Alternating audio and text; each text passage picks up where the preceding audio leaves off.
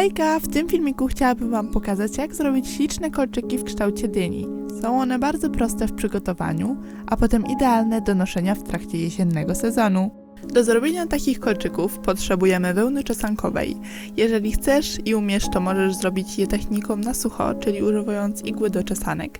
Ale ja będę dzisiaj pokazywać, jak zrobić takie kolczyki techniką na mokro. A więc najpierw bierzesz kawałek wełny i robisz z niego kulkę. Następnie zamaczasz w wodzie i potem obtaczasz dosyć mocno w mydle. Zaczynasz po prostu między rękami formować kulkę, lekko naciskając. Gdy już będzie tak trochę uturlana, to zacznij naciskać trochę mocniej, tak żeby jak najmocniej zbić tą wełnę w sobie i po trochu też co jakiś czas dodawaj mydła. Następnie dołóż trochę wełny, owiń nią kulkę i jeszcze raz dodaj mydła, potem dalej twórz piłkę.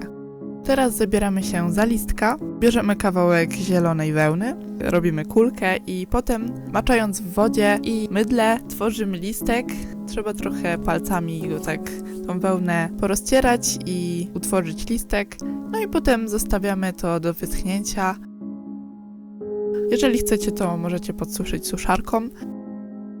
Takie gotowe kulki bierzemy, dopasowujemy do nich kolor muliny. Ja wybrałam taki żółty. Tworzymy teraz kreski, tak jak dynia ma po prostu wgłębienia, to tworzymy tak i jeżeli chcecie, to możecie po prostu tak jak na filmiku mocniej naciskać, tak żeby wyszedł trochę ten kształt dyni, ale jeżeli chcecie, to możecie zostawiać trochę luźniej tą mulinę, tak aby tu została taka kulka z takimi kreskami, to też może ciekawie wyglądać.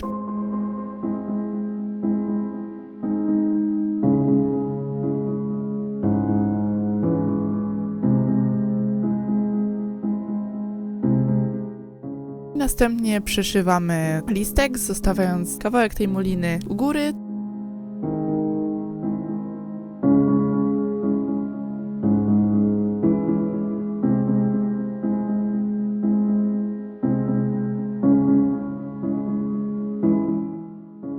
Bierzemy kawałek łańcuszka, ja wzięłam 4 kółka, rozpinamy je na 2 końcach. I zaczepiamy właśnie o tą włóczkę z listka jedno kółeczko, potem z drugiej strony nakładamy też końcówkę od kolczyka, zaciskamy kółeczko i kolczyki gotowe.